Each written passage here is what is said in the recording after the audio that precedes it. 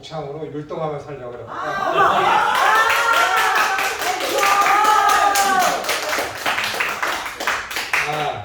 이 찬양이 저를 만든 찬양이라.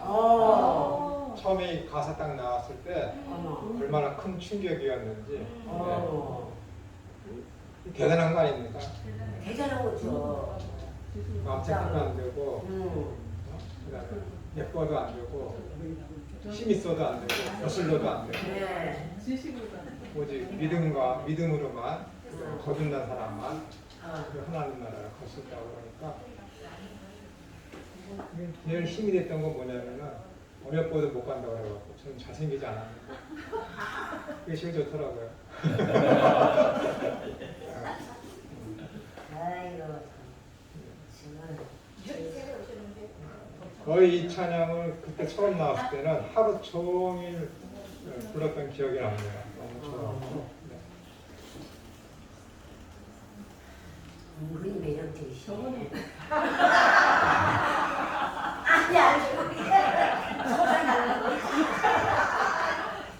우리 김상숙 전도사님 하실 수 있는 거 아니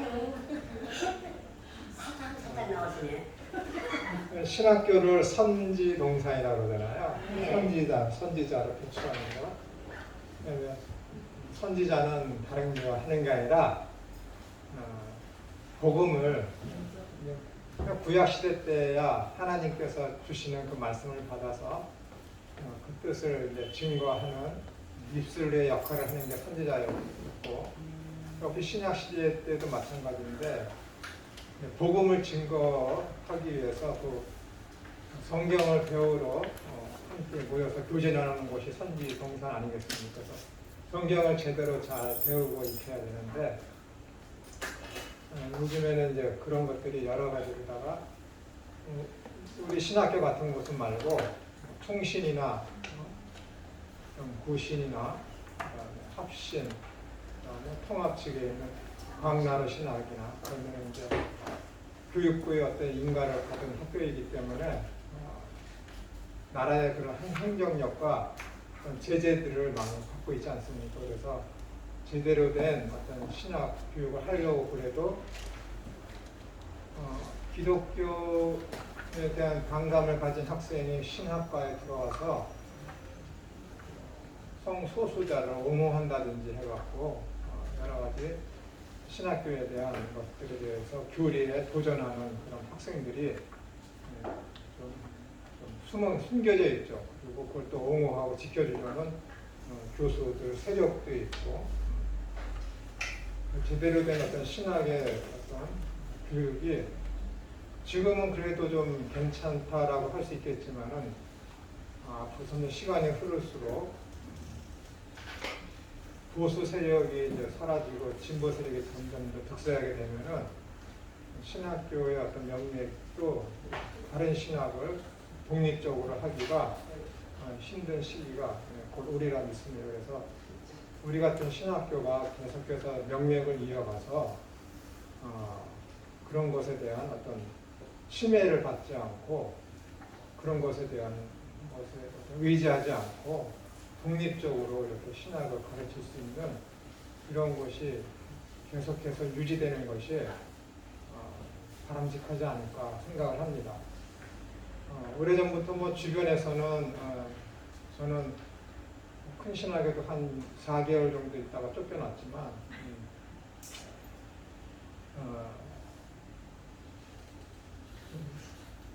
교육부 인가받지 못한 곳에서 이렇게 하는 것이 저를 아는 사람들은 좀 보기가 안 좋게 보이나 봐요.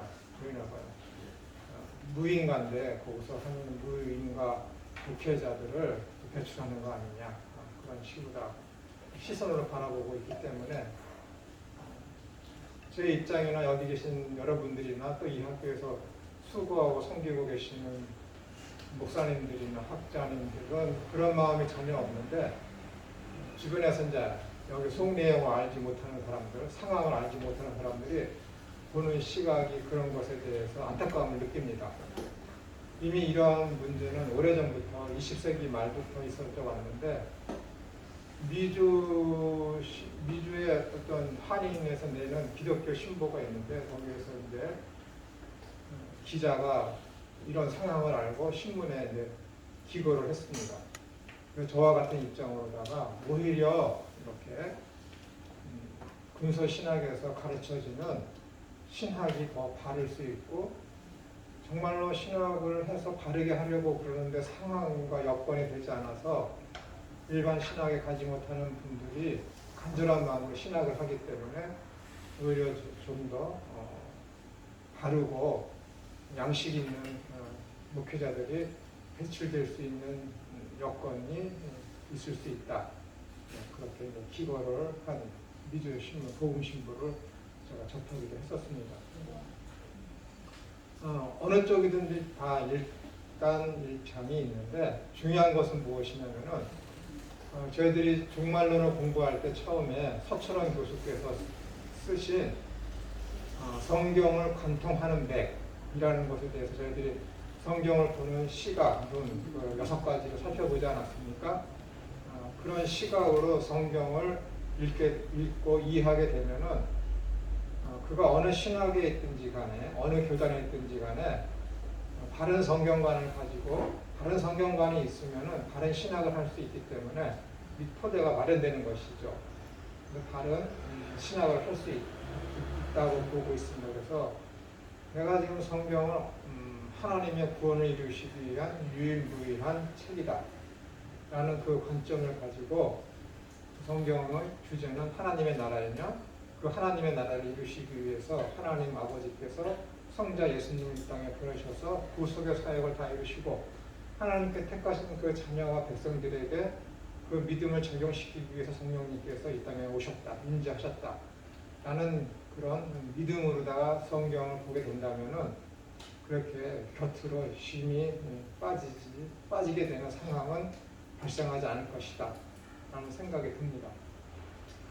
여러분들이 성경을 보실 때 지금 저희들이 종말론을 하고 있는데 이 모든 파트가 마찬가지이지만은 특별히 이 종말론에는 저번에 말씀드렸지만은 서론부터 교회론에 이르기까지 여기에 다 포함이 되고 이 종말을 목표로 해서 모든 어떤 조직신학의 파트가 필요했다라고 감히 말씀드릴 수가 있습니다.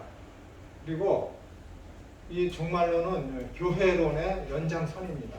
교회론의 연장선이고 이 종말론의 대부분의 내용과 여러분들이나 많은 목회자들이 관심을 갖고 있는 책이 요한계시록입니다. 그렇기 때문에 요한계시록을 어떠한 관점으로 볼 것인가가 굉장히 초미의 관심입니다.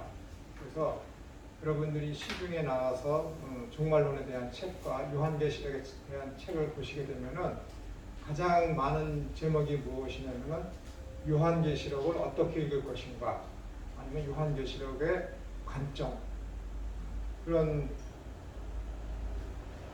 어떤 제목으로다가 요한계시록에 대한 책들이 가장 많이 출간되어 있습니다. 그래서 요한계시록을 어떻게 읽을 것인가가 요한계시록의 해석에 아주 굉장한 밑거름이 됩니다. 그래서 이것에 들어가기 위해서는 저희들이 성경이 무엇인지에 대해서 다시 한번 살펴보셔야 되고 그 다음에 여러분들 요한계시록을 읽어보시면은 2장부터 3장에 1, 2, 3장에 보시면은 7교회에 대해서 교회에 요한 사도가 하나님으로부터 계시를 받아서 7교회에 편지를 보내고 있지 않습니까? 근데 이 7교회라는 것은 여러분이 이미 익히 들어서 아시겠지만은 7교회만을 이야기하는 것이 아니라 요한계시록은 저도 이 말을 쓰기 굉장히 싫어하지만 요한계시록은 상징적으로 해석을 해야 됩니다. 이것이 기독교 개혁 측의 일반적인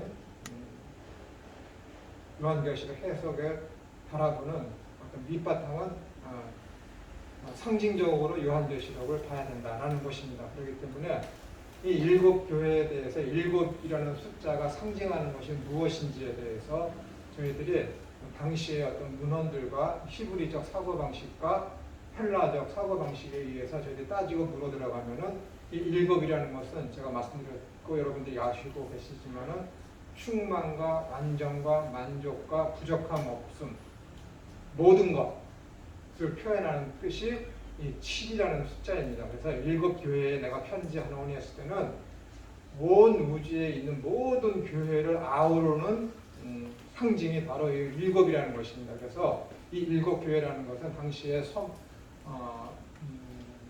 소아시아의 소아시아죠. 소아시아 지금의 어떤 어디죠 거기가 지진 많이 일어나는 데가 어디죠?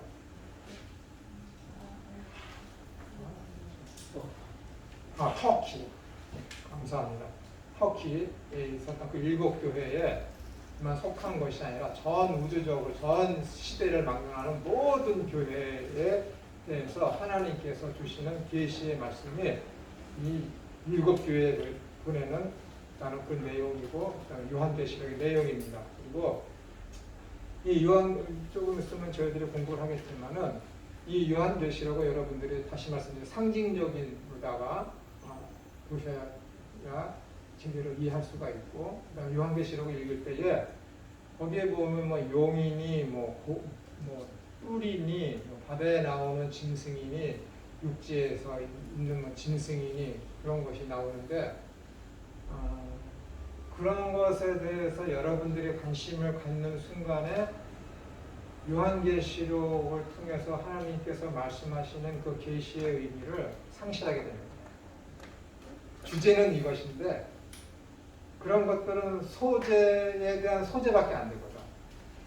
그러니까 주제에 관심은 없고 그 주제를 설명해 주기 위한 소재 그리고 그 소재를 설명하기 위한 하나의 재료인데 그 재료가 핵심이냐 거기에 깊은 관심을 가지고 있으면은 요한계시록의 진정한 의미를 여러분들이 상실하게 된다는 거예요. 그런 것에 대해서는 잘 몰라도 돼요.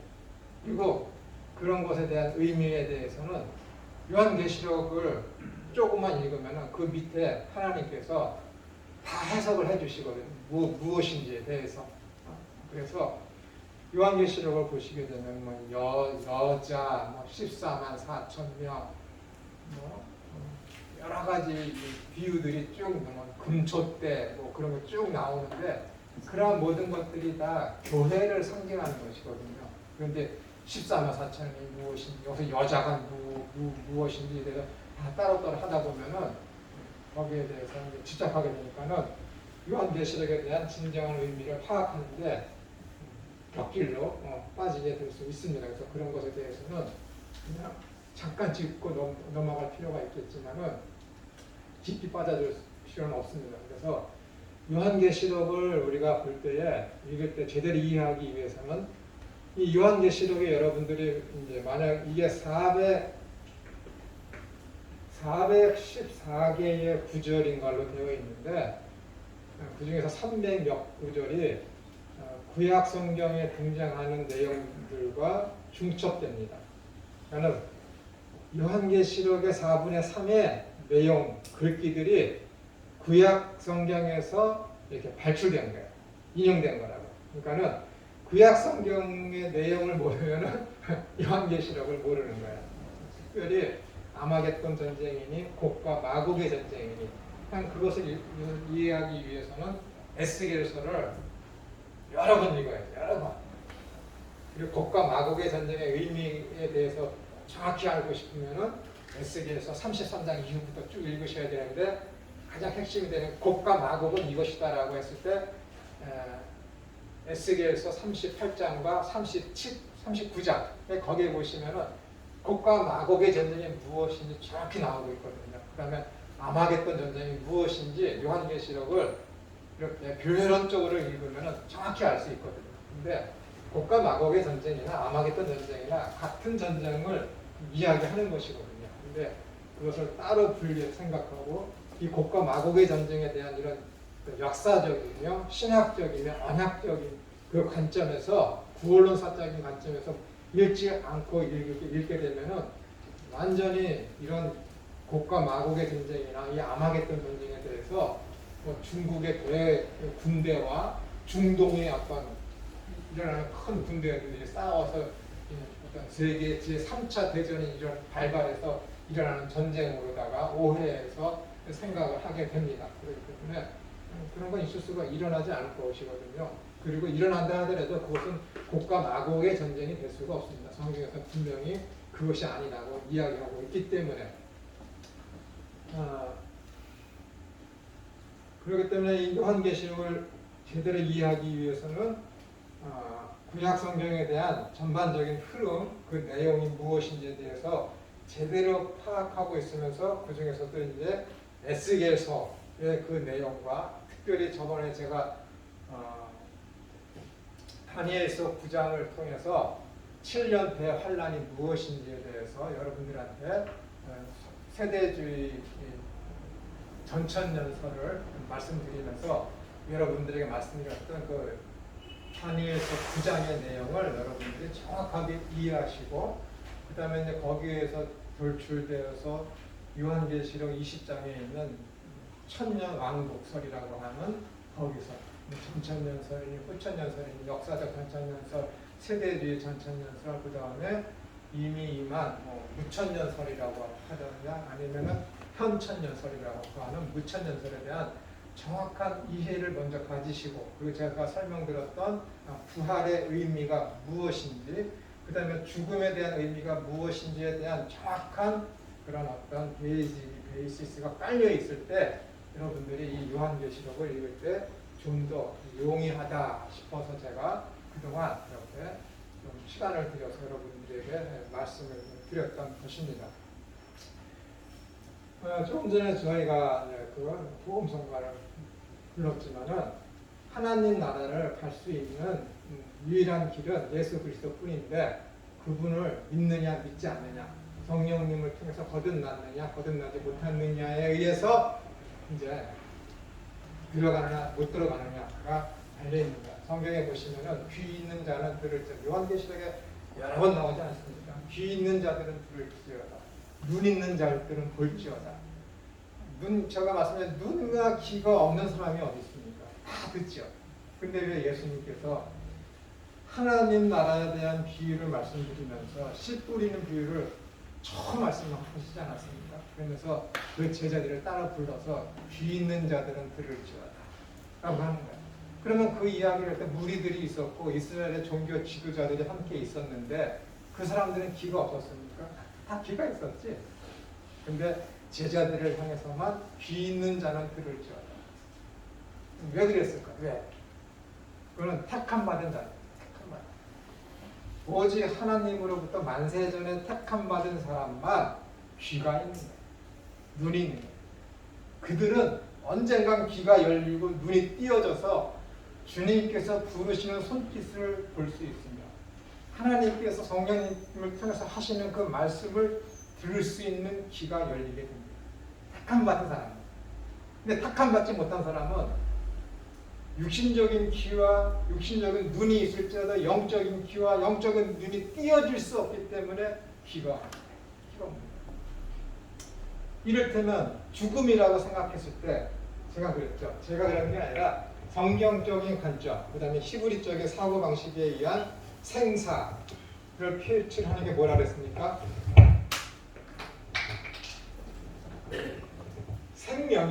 생명이란 지속성을 가져야 돼. 그러니까 지속성이라는 건 영원히 사는 것이죠.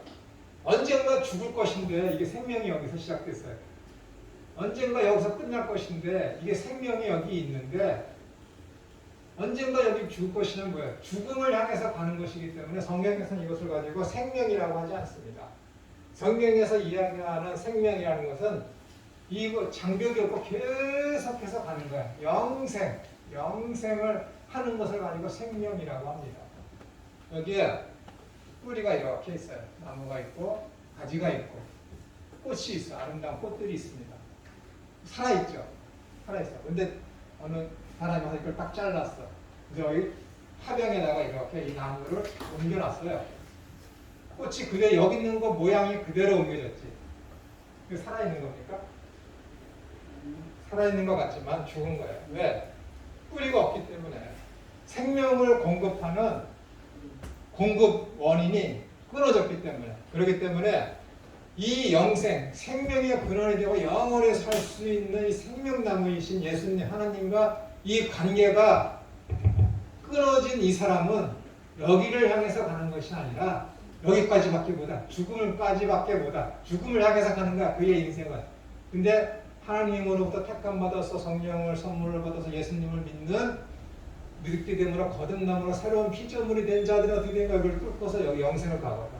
이것을 가지고 살아있는 존재라고 얘기합니다. 그런데 이 하나님으로 택함받지 못한 사람은 그들은 다 어디를 향해서 가는 거야? 여기가 아니라 여기를 향해서 가는 거기 때문에 이들은 여기에 속한 것이 아니라 지금은 살아있는 것 같지만은 밑에 뿌리가 없기 때문에 여기에 속해 있는 자들은 다 죽은 자들이다 라는 것이 성경의 관점입니다. 그래서 하나님과의 관계가 단절된 것을 가지고 뭐라 그래요? 죽음이다 그러는 거예요. 그래서 에베소서 2장에서 너희는 죄와 허물로 이미 죽었다. 제1 부정과거. 너는 이미 태어나면서부터 넌 존재 그 자체가 죽은 존재라는 거야. 죽은 존재.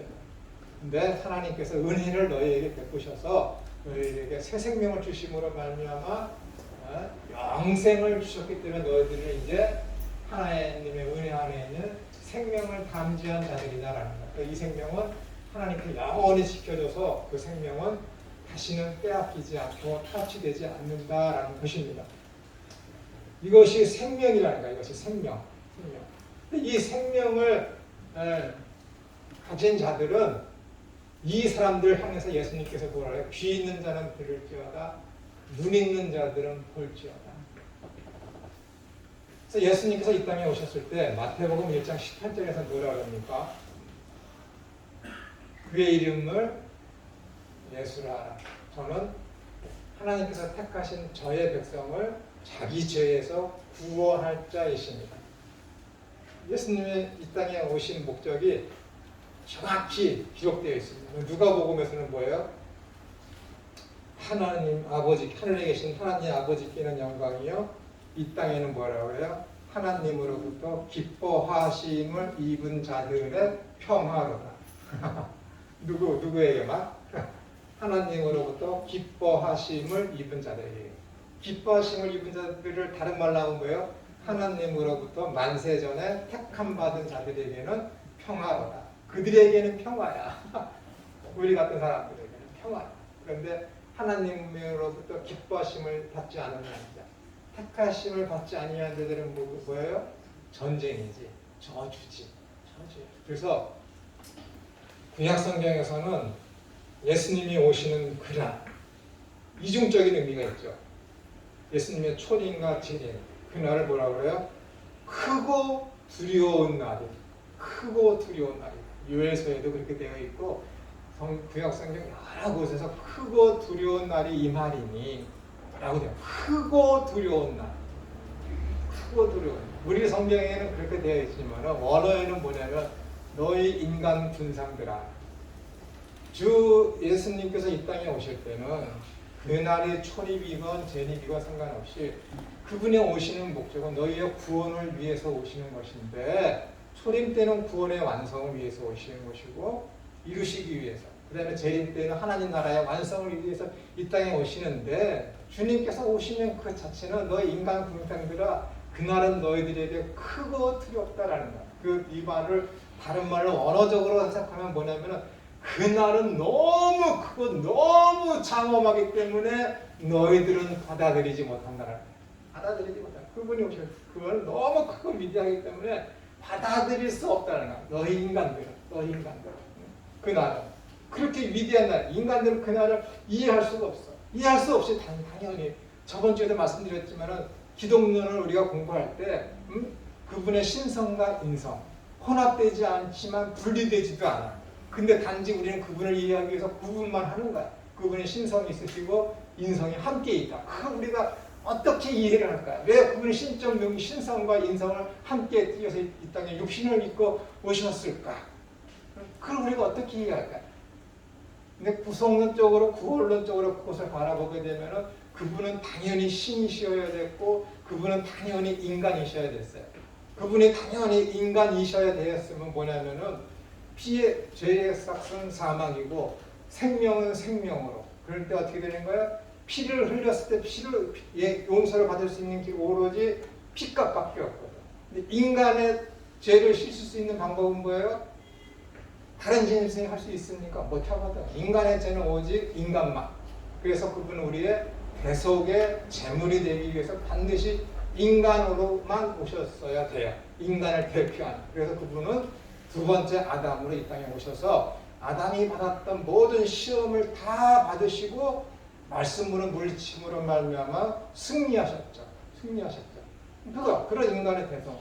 나는 섬김을 받으려 온 것이 아니라 나는 너희를 섬겨서 대속의 제물이 되기 위해서 이 땅에 오셨다라는 그 마가복음 10장 45절의 그 말씀대로 어린 양으로서 고난의 종으로서 이 땅에 오신 거예요. 근데 다니엘서 7장에는 예수님의 모습을 어떻게 소개하고 있습니까? 뜨인 돌, 하늘에서 인자 같은 이가 나타나서 어떻게 되는 거야?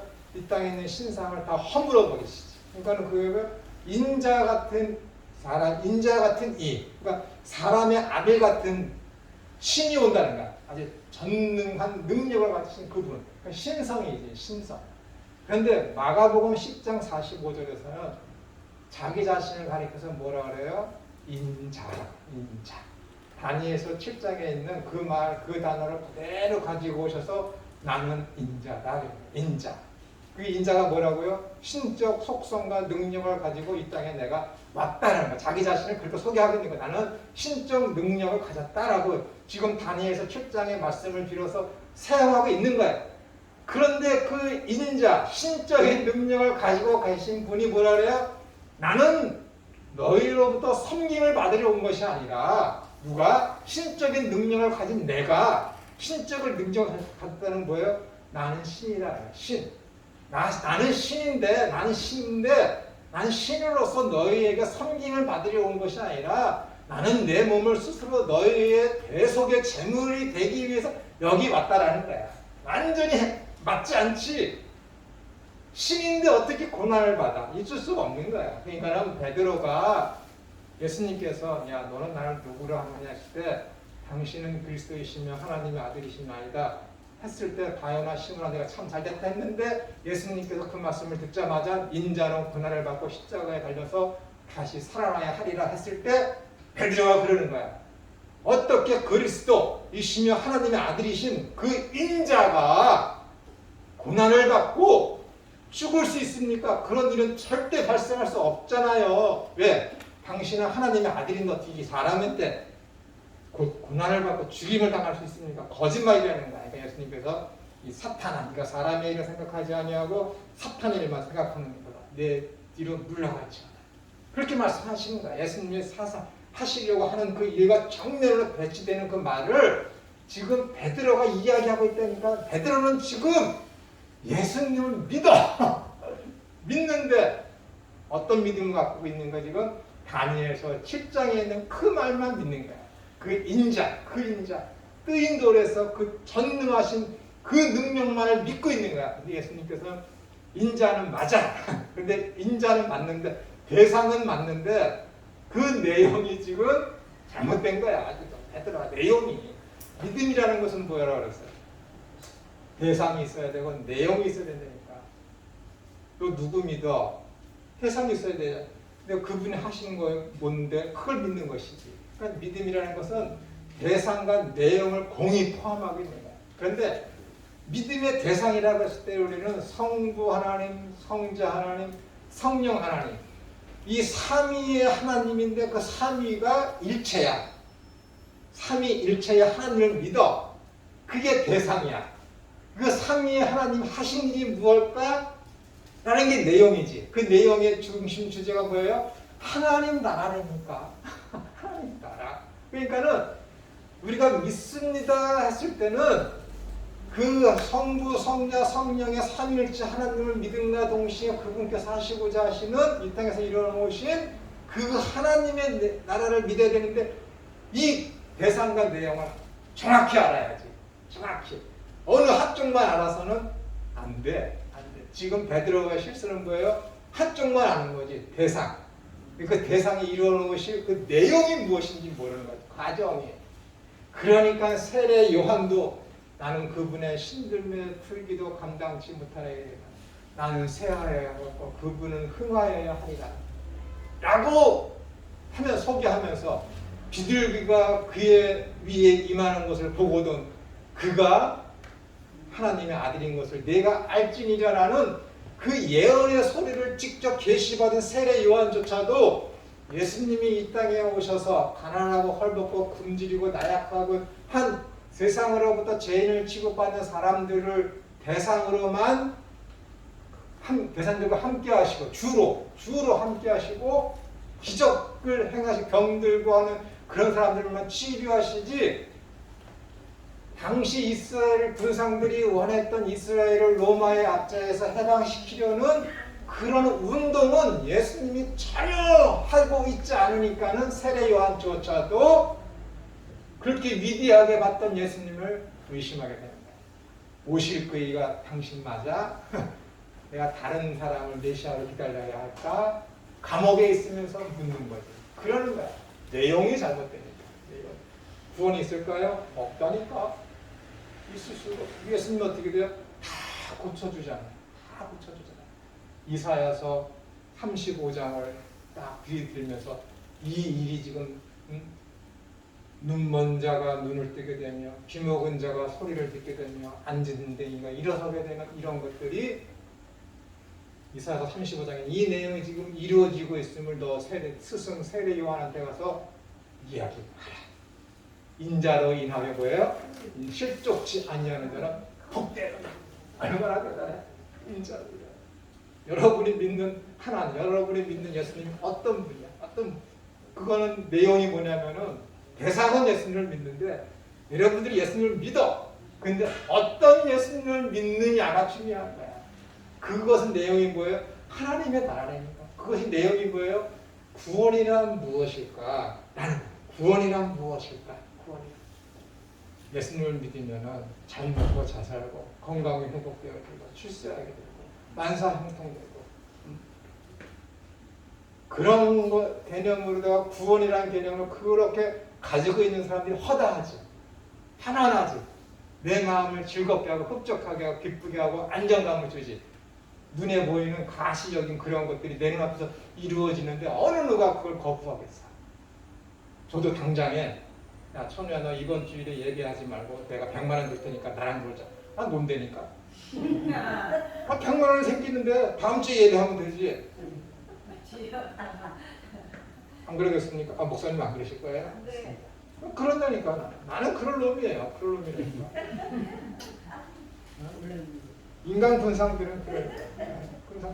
그러니까 믿음의 대상은 확실하지만은 그 내용이 선 엉망이면은 그 내용이 대상을 오염시키고 대상을 여기지 않는 거예요.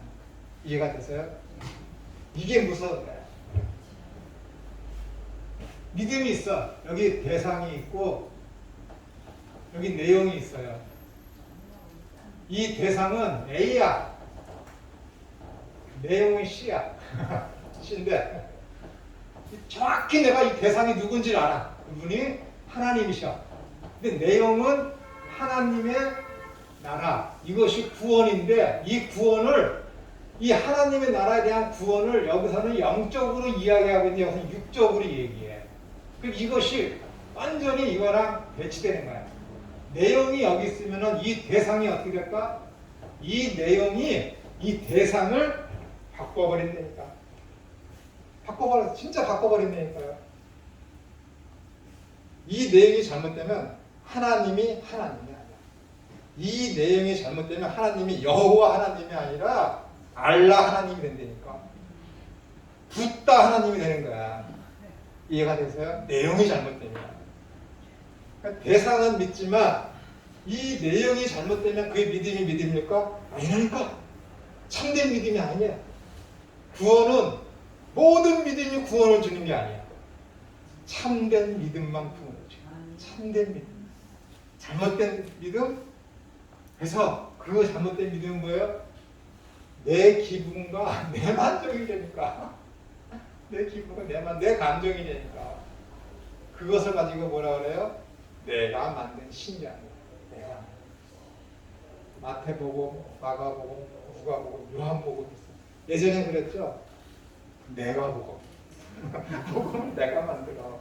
내가 복음이라. 내가. 이렇게 내용이 바뀌면은 이 대상이 오염돼서 대상도 바뀌는 거야. 그래서 결국은 믿음이 아니게 되는 거야. 그래서 바울이 10장, 로마서 10장에서 그 유명한 말을 하는 거야. 야, 믿음은 들음에서 나며 들음은 하나님의 말씀으로 말미암느니라. 이 말씀에 없는 하나님을 믿으면 믿음이 아니니까. 믿음이 아니니까. 그래서 기적을 통해서 예수님을 믿는다고? 아니야. 믿음 안 생긴다니까, 여러분. 믿는 것 같아. 근데 그건 감정일 뿐이라니까. 믿는 것 같은 감정이라니까, 여러분. 안 믿는 거라니까, 여러분. 그 증거를 보여줄까요? 요한복음 3장 읽어보자. 요한복음 2장 끝에서 9절하고 3장 1절을 한번 읽어보세요. 요한복음 2장 끝에서 두 번째 줄하고 2절하고 3장 1절. 예수는 그의 몸을 그들에게 의탁하지 아니하셨으니 이는 친히 모든 사람을 아심이요 또 사람에 대하여 누구의 증언도 받으실 필요가 없었으니 이는 그가 친히 사람의 속에 있는 것을 아셨음이니라. 그런데 바리새인 중에 니고데모라 하는 사람이 있으니 유대인의 지도자라. 네. 보세요. 그 앞에 예수님께서 사람들로부터 자기 자신이 어떤 분이라는 걸 증거를 받을 필요도 없고 사람들이 행하는 모든 것을 다 아시는 전지하시며 전능하신 분이세요. 그런 이적과 기사를 갈릴리 가나 혼인잔치 이후에 허다하게 행했더니 사람들이 어떻게 돼요? 예수님께서 행하시는 그 기적을 보고 예수여 우리 집에 오셔서 다 초청해. 예수님이 예수님을 초청하는데 갈 곳이 얼마나 많겠어요. 근데 예수님이 뭐라 그래요? 갈 곳이 없다고. 왜 갈 곳이 없다고 그래요? 표적을 구하기 때문에 갈 곳이 없는 거예요. 표적을. 기적을 구하기 때문에 예수님이 갈 곳이 없다고 그러는 거예요. 사람들이 예수님 당신을 무슨 목적으로 내 집에 오소서라고 초청하는지를 다 아셔. 그러기 때문에 사람들의 속마음을 다 아신다고 거기 얘기하는 거예요. 다 알아. 김철호 저놈이 무슨 목적으로 자기가 예수님을 믿는지 다 아신다니까. 김철호 저놈이 오늘 무슨 목적으로 이웃을 섬기는지 다 알아. 간사한 걸 다 알아. 다 아신다니까.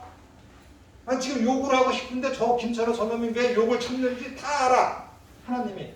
차라리 욕을 하면 좋을 텐데 김철호 저놈이 욕을 안 한다니까. 하나님이 김철호 저놈 되게 간사한 놈이라는 거 다 아신다니까.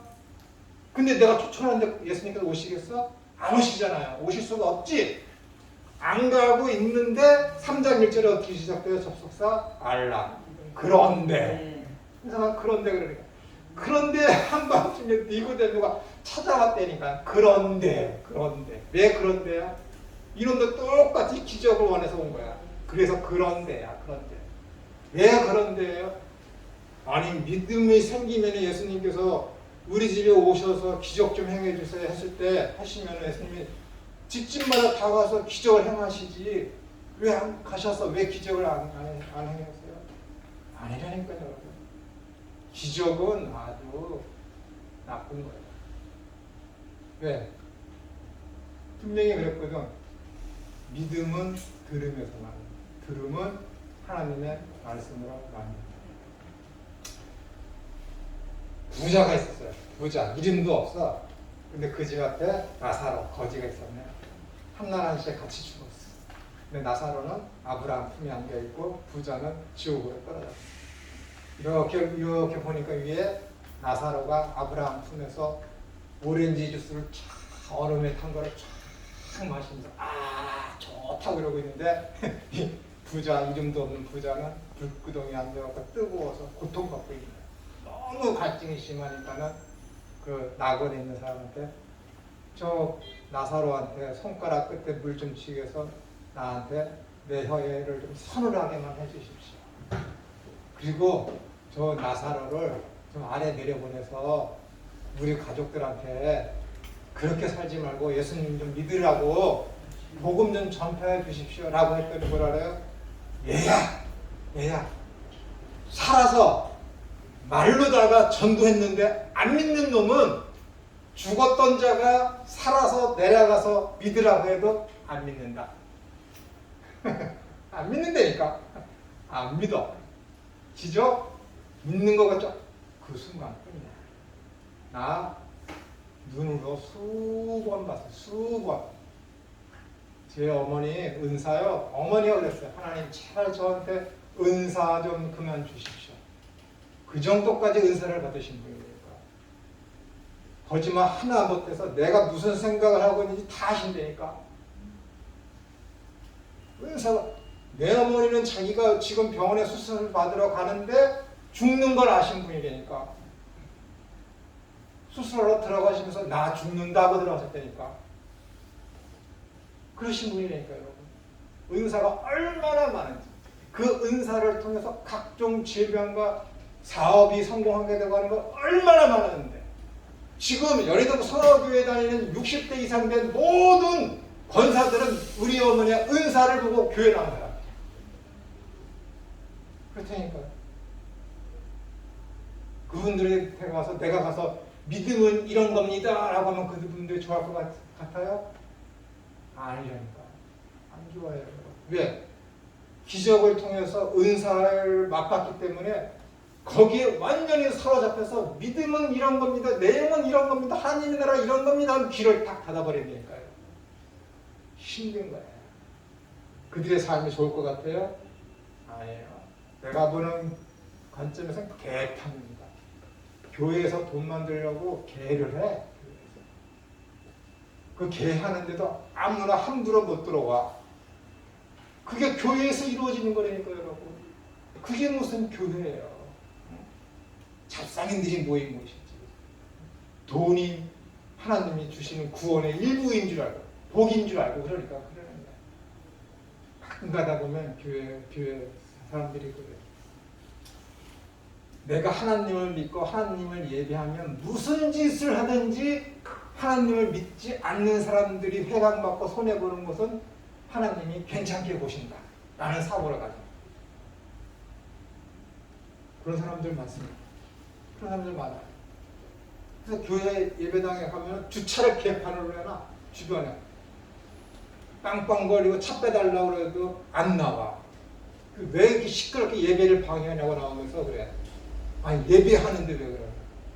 아 그럼 예배하기 전에 주차 질서 좀 잘 지켜서 차들이 지나갈 수 있게 이렇게 좀 잘 양보해놓고 주차를 잘 해놔야지. 예배한다고 그래서 아무렇게나 하고 지가 하고 자기만 편하면 되는 겁니까?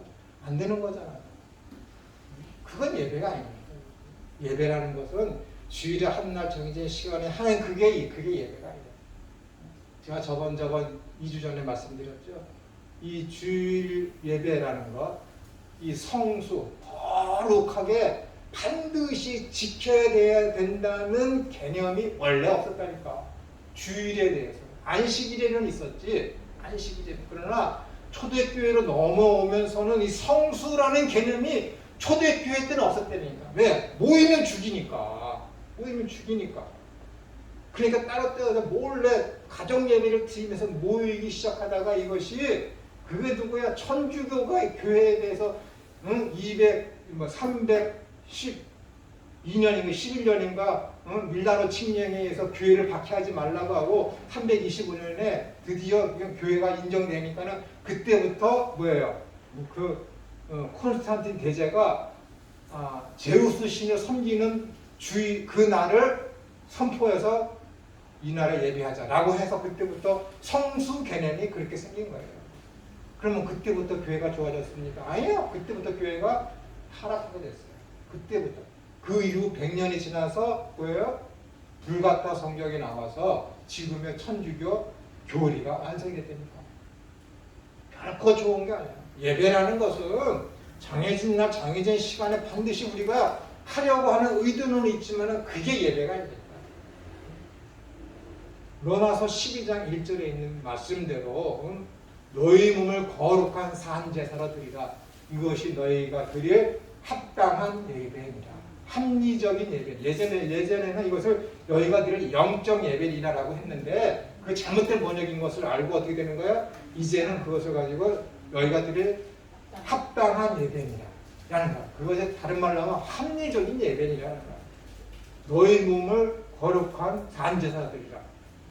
매일의 삶이 거룩을 향해서 가는 게 예배라니까. 매일의 삶이. 인자는 마가복음 1장에 있는 말씀을 인자는 안식일에도 주인이 되라.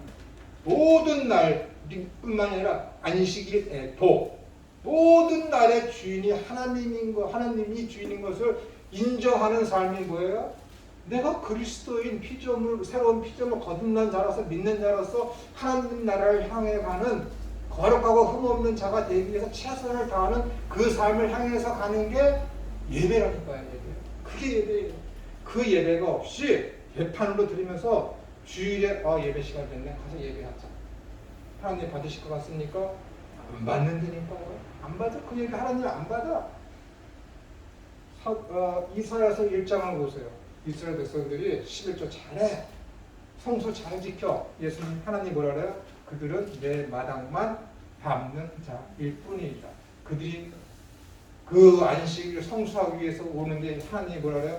지겹다라고 그래요. 지겹다. 예배하러 오는데 안식일 지키러 오는데 하나님이 지겹다고 그래요. 토할 것 같다. 토할 것 같다. 왜? 안식일 빼고 나머지 6일은 개판이거든. 개판이야. 11조 한다고 그러면서 어떻게 되는 거예요? 자기가 좋아하는 것은 빼버리고 안 좋은 달리 저는 절름발이 양들 그런 걸 갖고 와서 하나님 앞에 드린다고 하나님을 눈먼 장님을 안 되니까. 안 되니까. 그런 거 예배 이미 구약 때부터 예배에 대한 정의는 확실해졌어요. 확실해졌어요. 신약과 구약이 전혀 다르지 않습니다. 그렇기 때문에 성경에 대한 바른 지식 이 곧 뭐예요? 이 하나님 나라에 대한 바른 내용이에요. 하나님 나라에 대한 내용이 뭐냐면은 구원이 무엇인가요? 구원이란 거듭남이고 거듭남이란 새로운 피조물이며 새로운 피조물의 삶을 사는 것이 뭐냐면은 하나님 나라를 향하는 삶이에요. 그의 삶의 방향성이 하나님 나라를 향하는 거라는 거예요. 그 나라를 향하는 그의 마음가짐과 삶이 있을 때 그 삶이 평안을 누리는 것이며 그것이 나 지금 하나님 생명을 담지하고 있습니다라는 하나의 증거 재료가 되는 것입니다. 증거입니다. 요즘에 그냥 비투를 내서 뭐 코인도 하고 주식도 하고 선물도 하고 얼마나 젊은이들이 거기에 투자를 많이 합니까?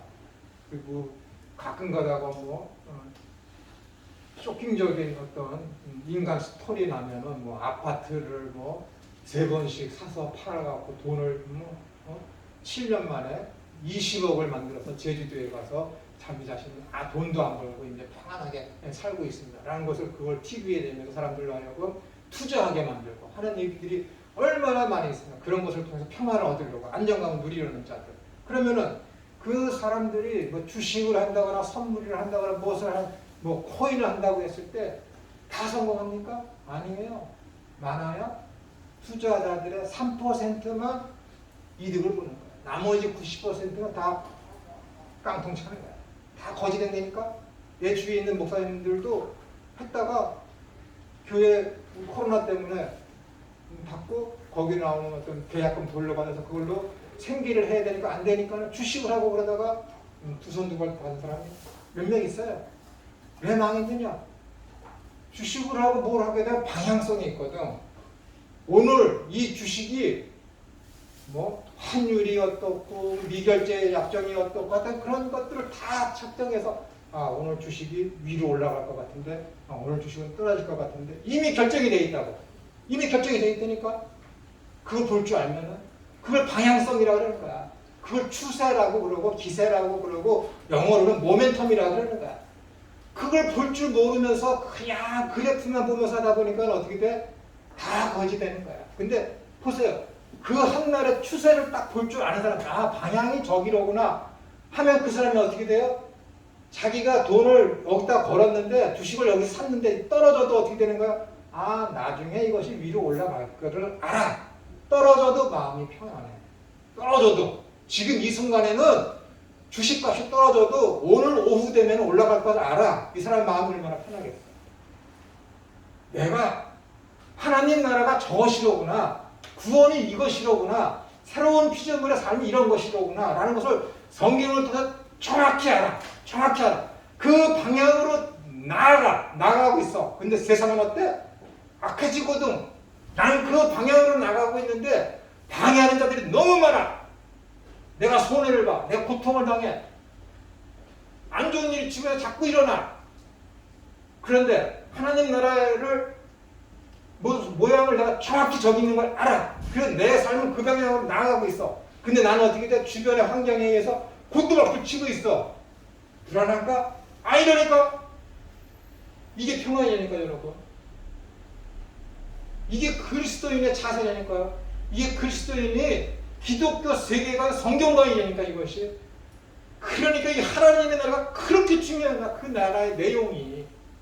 지금 내 인생의 삶에 곤두박질 치고 있어도 고통과 좌절과 절망과 앞으로 희망이 보이지 않더라도 영원한 생명이신 그 하나님의 나라가 저기 있는 것을 내가 알고 있기 때문에 지금의 내 모습은 내가 능히 감당해낼 수 있는 거야.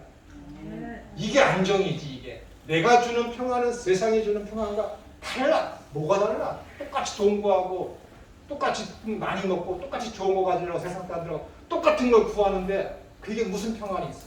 하나님 나라는 보이지가 않는데 여기 눈에 보이는 이 세상 것을 보고 있는데 어떻게 하나님의 나라 것을 볼 수가 있겠습니까? 그 사람이 정말로 주님이 주시는 참된 그 평안, 그 생명, 그래서 내가 주는 생명은 영생이며 내가 주는 평안은 세상이 주는 평안과 다른 그 평안을 지금 그가 갖고 있어요? 아니라니까. 내용을 전혀 모르는 거야. 내용을. 믿음의 반만 알면 그것이 진리일까? 아니거든. 반만 알면 거짓이라니까. 다 알아야지. 대상과 내용을 다 알아야지. 그 하나님의 나라가 저기 있으면은 내가 지금 심한 좌절이 있어도 아 이거야 이 땅에서 있으니까 그 하나님의 나라에 가서는 영생을 누리며 하나님을 야롭게 하는 그 영광스러운 빛 가운데서 삶을 살 텐데 지금 당하는 고난은 장차 내가 이날 그 하나님 나라에서 받을 그 영광과 좋게 비교할 수 없다라는 로마서 8장에 있는 사도 바울의 그 증언을 내가 믿고 있을 때는 어떻게 되는 거예요? 평안하지. 이게 거듭난 사람이에요. 거듭난 사람. 이게 뭐예요? 거듭난 사람의 삶의 표징인 자기 자신을 부인하고 제 십자가를 지고 주님을 쫓는 삶이라니까. 이게 뭐예요? 성령의 열매를 맺는 삶을 맺어지는 삶을 살게 한다는 게 이것이 거룩하고 흠이 없는 존재로 나가는 것이고 이 삶이 너희는 세상에 빛이며 소금이다라는 것이고 이것이 뭐예요? 너희는 마음이 가난한 자들이라는 거예요. 이것이. 그렇기 때문에 여러분 저는 신학교에서 어느 신학을 가든지 강의라든지 뭐 갈라디아서 강의하든지 뭘 강의하든지 간에 믿음에 대해서부터 시작을 해서 믿음으로 끝나요. 근데 여러분은 복이 많은 거야. 하나님 나라를 시작했으니까. 우리 여기 학장님이 나한테 첫날 오자마자 믿음에 대해서 얘기하라는 바람에 믿음을 강의하고 내가 못하는 거지. 그러는 거야. 나 진짜 믿고 있는 거 없나? 자신이 알지. 솔직히 까놓고 자기 자신이 알지. 지금 내가 나를 부인하며 살고 있을까? 나를 자기 부인이라는 건 새로운 피조물의 삶이기 때문에 이 땅에 새로운 피조물, 거듭난 거, 하늘로부터 거듭난 거, 이 땅에 소망을 두지 않는 거예요. 이 땅에 소망을 두지 않는 거라니까. 이건 사도 세례 요한이 이 땅에 오자마자 광야에서 외치는 자에 쏠려서 외칠 때 첫 번째 외친 게 이 소리라니까요, 여러분. 야, 너희들 조금 있으면은 하나님 나라가 가까이 왔어. 근데 그 하나님 나라를 이루실 분이 지금 오고 계시거든. 근데 너희들 가까이 오고 있는 가까이 있는 저 하나님 나라를 너희들 지금 세상에 욕심내고 있으면 그 나라가 못 본다. 이것이 세례 요한이 첫 번째로 이야기한 설교라니까요. 그러니까 뭐라 그래? 야, 로마 병정들아, 너희들 군사력으로 그러다가 너희들 그것을 권력을 사용해서 남의 가진 거 함부로 빼앗지만, 그러는 거야. 있는 자는 거기서 나눠주라는 거지. 자꾸만 움켜잡고 남의 것 탈취해서 자기 권력 쌓아가는 그 사람들은 뭐야? 땅의 것을 바라보고 있기 때문에 가까이 오고 있는 저 하나님 나라를 볼 수 없지. 세례 요한이 이것부터 시작했다는 거야. 너희들 지금 이 땅에 소명을 두고 너 자기 자신 부인하지 못하는 삶을 살고 있지? 너 그런 자들은 저기 지금 가까이 하나님의 나라가 이렇게 임하고 있는데 너 그 나라 못 본다. 그러는 거야. 예수님이 첫 번째 와서 하신 말씀이 뭐예요? 그러니까 회개하라. 천국이 가까이 왔다. 앵기죠. 가까이 왔다. 가까이 왔다. 예수님께서도 하신 말씀이 그거이고, 세례 요한도 처음과 마지막으로 일관되게 주장한 것인 거예요. 그 예수님께서 오실 때 첩경을 평탄케 하라. 길을 평탄케 하라는 그 일을 하는 것이 뭐예요? 하나님 나라가 가까이 오고 있다. 그게 누구? 예수님이잖아. 그분 가까이 오고 있다. 너희들 그분 만나고 싶어? 그분 보고 싶어? 하나님 나라를 보고 싶어? 볼 수 있는, 가질 수 있는 눈이 뭐라고? 너 자신 부인하는 거야. 세상의 것을 탐나지 말고, 세상의 것에 관심 갖지 말고, 세상의 것을 보지 말아라. 세상 것에 관심 갖고 세상 것을 보고 있고 그것에 욕심내는 자들, 그 하나님 나라 가까이 왔는데 못 본다라는 거야. 얼마나 무섭습니까? 그런데 나 하나님 믿어요. 그런데 구하는 게 뭐야? 돈 주세요. 출세해 주세요. 그게 하나님 나라 보고 있는 거니까, 세상 보고 있는 거지. 예수님 믿으면 행복해져요. 행복해지지? 그 행복이 어떠냐는 내용이 중요한 것이지. 주님이 주신 참 평화를 말미암아 얻는 행복인지, 세상 사람과 똑같이 건강과 출세와 돈과 명예, 재물을 얻음으로 말미암아 얻는 행복인지 필요하지. 그거 없으면 굶어 죽을 거니까 반드시 있어야 되지. 그럼 돈이 반드시 있어야 되지. 근데 그것에 대한 노예는 되지 말아야지. 누군가가 와서 야, 천우야, 나 힘들다. 돈 좀 줄래? 도와줄 수 있어? 줘야지. 그게 그리스도인이지. 10,000달란트 거저 탕감 받았잖아요. 돈으로 환산할 수 없는 그 은혜를 받았잖아요. 줘야지. 내가 이 말을 우리 안산 형한테 가서 해야 되겠어. 그래야 주지. 쉬었다가 40분에 하겠습니다.